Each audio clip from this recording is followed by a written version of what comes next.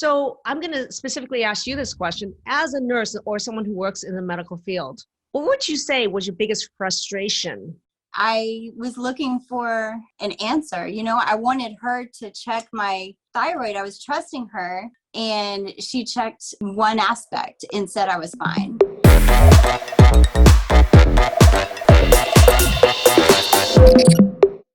Hi, I'm Maggie Yu, MD. I am a functional and holistic medicine physician, and we have a program called Transform. And if you haven't joined our Facebook group, go ahead and join our Facebook group, Transform Autoimmune Disease Naturally. If you are now watching from Instagram or you're watching from YouTube, go ahead and subscribe and click the like button. Help us with the YouTube algorithms. Click a like and follow us. That'll be great. Today, we have an interview with Kristen, who's an RN with Hashimoto's.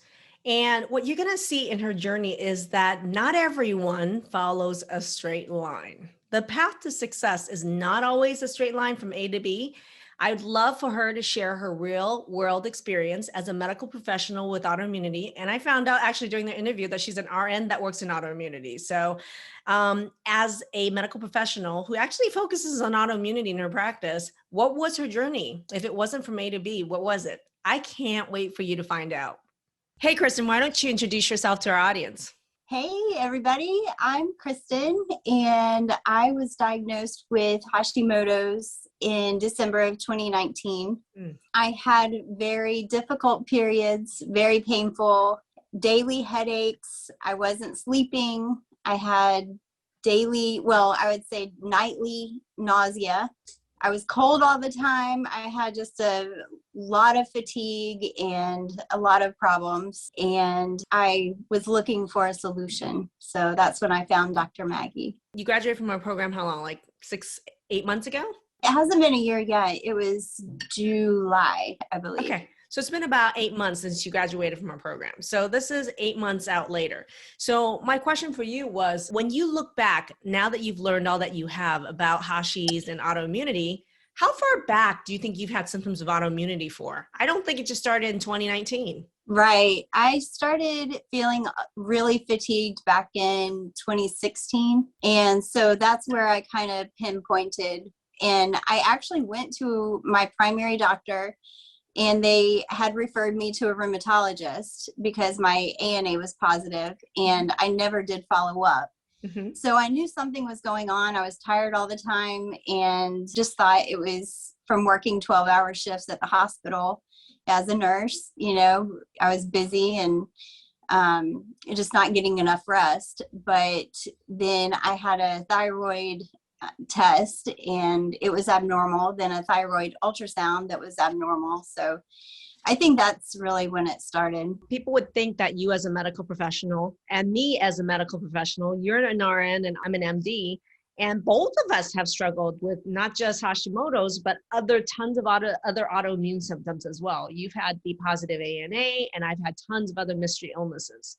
So I'm going to specifically ask you this question. As a nurse or someone who works in the medical field, what would you say was your biggest frustration with the medical system prior to joining the program? I would say when I went to my doctor and specifically asked her to check my thyroid, because my mother had thyroid issues and I knew she had autoimmune issues as well, fibromyalgia. I was looking for an answer. I wanted her to check my thyroid. I was trusting her, and she checked one aspect and said I was fine. I knew I wasn't fine. I just felt in my body that something was not right. Yeah. And I was exercising, I was losing weight, I was eating healthy, I was doing all the right things, and still felt so fatigued. Fatigue is the worst thing for me. Your worst symptoms, top 3 symptoms. Number 1, you said fatigue. On a scale of 0 to 10, 10 being the worst, what level was your fatigue at? Like a 20. It was horrible. Yeah. A good 10. It was a good 10. What kind of impact did that have on your life, on your work, or anything else? How much did 20 out of 10 fatigue have on your life? It was very frustrating, and I began to suffer at work. I was put under some discipline because of not producing, because of my productivity. And there were days when I just couldn't think. Brain fog was horrible. And I just couldn't function. But I am a single woman and I have to provide for myself and work. And I didn't feel like I could just take off and be sick. You mentioned before that sleep was a big factor in this. How was your sleep before the program? I would wake up a lot in the middle of the night. Okay. So that didn't help the brain fog or the fatigue at all, or your No. mood, I'm sure. Waking up in the middle of the night every single night, not being able to fall back asleep. That's like the worst anxiety provoking feeling in the world. Right. Well, just being totally exhausted all the time. Okay. Are the results from our program, not only are they stunning, but are they sustainable? So I want an honest answer. Where are you 8 months later with these symptoms? So where's your fatigue at? It was 20 out of 10. Where is your fatigue today? 0. Really? Yeah. Yeah. Yes. So with, yeah, it's super exciting. When I feel fatigued, it's when I have overdone it, when I'm not getting enough sleep, when I'm just not taking good care of myself. I can have a day where I get tired by 3:00, and I'm like, well, I did it to myself because I stayed up too late, or, Well, there's a cause and there's an effect, and there's normal fatigue. Right. What have you implemented over the last 8 months that you think was the most effective at ending this fatigue? The food mapping, I think, was vital because I've learned that I still can't add some foods back in because they'll cause fatigue. And cocoa is one of those, unfortunately. I miss chocolate. Just knowing your data and knowing that those foods can cause me to be ill. I can go to a party and not eat chocolate cake and feel great. And then just knowing that if I had that chocolate cake, I would be fatigued the next week. It's just not worth it. What was your search around food prior to joining the program? Yeah, I mean, I've always been trying to lose weight, so I was willing to try everything. I went on the AIP diet, which is super strict for a solid 30 days. And then started adding back, one at a time over 3 days, that whole thing. Yeah, so elimination with the reintroduction. Like a lot of people go through that for 10, 12, 18, 24 months or 5 years. How was that process for you? Did it work? Did it help? Did it yield valuable data for you to go on the AIP or another elimination diet? No, it didn't really do it. It was very frustrating because I was like, well, what can I eat? I think it's baffling that, we have our unique process for food mapping. We use data in a blood test to tell you exactly which foods you have a problem with. And the data is accurate. People think, oh, I'm going to do food mapping. I'm going to eliminate a lot of stuff. What foods were you able to add back in as a result of this data? Because that to me is where the real story is. I mean, basically everything that the test showed that I wasn't intolerant to. All the fruits and veggies, proteins, nuts. Hundreds of foods. So herbs, yeah. You name it. So, okay. So with food mapping, you had data, you were able to remove a couple things. They are real because if you reintroduce it, symptoms come right back.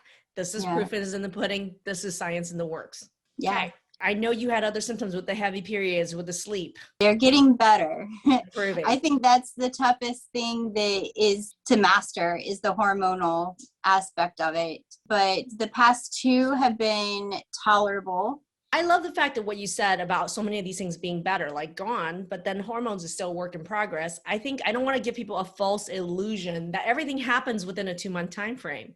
Like I said at the end of the program for you and for everybody is that this is a launch pad to a year of autoimmune turnaround. Some things are going to take that long. The word patience, that you and Senta just drove into my head. And the mindset work, that we did. Ooh. I'm actually saying my statement, my I am statement, and saying, I am a desired, scintillating, exquisite, valued woman. Hell yes, you are. And the you. Interesting thing is now 8 months later, you're living proof that the mindset work we do, the I am statement, works because that's who you've become. Yeah. Mm-hmm. I love you're still the only person in the program so far that used the word scintillating. I like it. What was such a game changer for you about blood sugar mastery in the program that even as a medical professional was astounding? It was a big leverage point for you to make these changes. Well, just learning that how important the fiber, protein, and healthy fats are, how I needed to space my meals out and not let myself get hungry. I'm one that I wasn't diabetic or even pre-diabetic, but I would have low blood sugar. I would have Tons. hypoglycemia, and the doctor said, it's not that it's dropping too low, it's dropping too fast, and you get the same Yes. symptoms. Yes. And so that's what I was dealing with for years. Yeah. Well, I'm just thankful that I found you before my story was 10, 15, 20 years. I was diagnosed in 2019 and immediately started researching and saying, I can't live like this. How has your life changed as a result of your health changes? Playing tennis again. Woo! Yeah, going for walks and just enjoying friends and family and being able to do things instead of missing out on life like I felt like I was. What was your favorite part about working with me in the program? I loved our calls every week, and I loved the community. So we learn from each other. I'm able to help the people that I work with because I deal with patients. I'm a telehealth nurse, and I specialize in Ooh. lupus, RA, and scleroderma. Wow. So how has Yeah. this changed your ability to help your patients? Oh, it's wonderful. Yeah. I love that I can help other people with it. And I can share my story with them, and it gives that personal touch of not only am I a nurse telling you what you should do or giving you advice as a medical professional, but this is what happened to me, and this is what helps. Oh, I use everything that I've learned in your program for other I people. love that.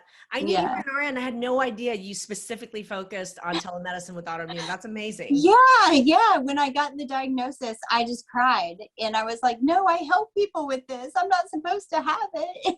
I felt the same way. You want to hear that? That was like, Yeah. but the thing was, I knew as a medical doctor, I knew nothing about it.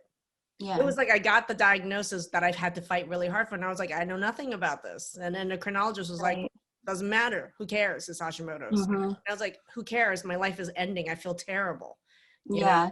how is it possible we can help every diagnosis, and even if you don't have a diagnosis? The 5 pillars that we learn about in Dr. Maggie's program is what makes the difference, and it is what sets her program apart. I've looked at other programs. It really doesn't matter what autoimmune disease you have. The pillars and the principles that you learn help whatever, from Hashimoto's, lupus, RA, scleroderma, just Crohn's, Well, and you can see that anything. now because you're actually treating those patients as an RN in autoimmunity, and the principles have applied to every one of those patients. Yeah, absolutely. So doesn't matter what it is, you can put them to practice. Blood sugar, balancing your blood Hormones, sugar, recapping, hormones, gut health, making thyroid, yeah, everything. Yeah. making sure you're not deficient in vitamins and minerals, making sure you don't have an excess in heavy metals and toxins and things like that. Just finding the root cause is the most important thing. Why did you almost not join the program? I almost did not join because of the cost, Mm-hmm. but we do things that are important to us. We save up for cars, we spend money on hair, tanning, clothes, vacations, education, and so whatever's important to you, you'll spend money on it and it'll be worth it. Like you said, I'm able to work and I'm functional, I'm happy, I'm feeling good, and it was worth it.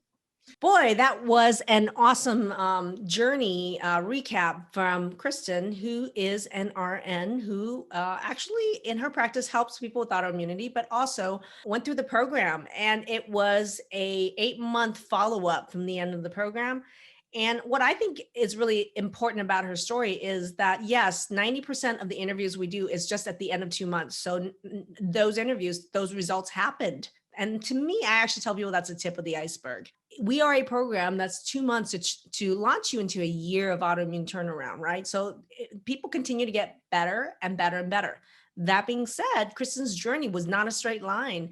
And there are certain types of hormonal imbalances, health journey. Some things take time. And I did tell her at the end of the program, I was like, girl, that's going to be 6, 8, 9 months, and you can thank me later. And here she is. I'm just happy to see that you guys are able to witness that she needed a little patience for 8 months to fully get her turnaround, and her fatigue and her sleep and brain fog all the way down to zero. There were some things that happened off camera, but there were some really amazing things that has happened to Kristen in her personal life. Congratulations. I'm super happy for you. This is how you get your life back, everybody. Thank you for watching this. And if this was helpful for you, or you know someone, here, do me a favor, or do someone else a favor. If you think there's someone who could benefit from watching Kristen's journey with autoimmunity, go ahead and put their name right now in the comment section, and they'll get notified. They may not listen to you. They may not even listen to me, but they might listen to Kristen. So go ahead. Sharing is caring. And would you please put their names down in the comment section? All right, everybody. Thank you. Have a great day. And I'll see you guys in the Facebook group. Bye.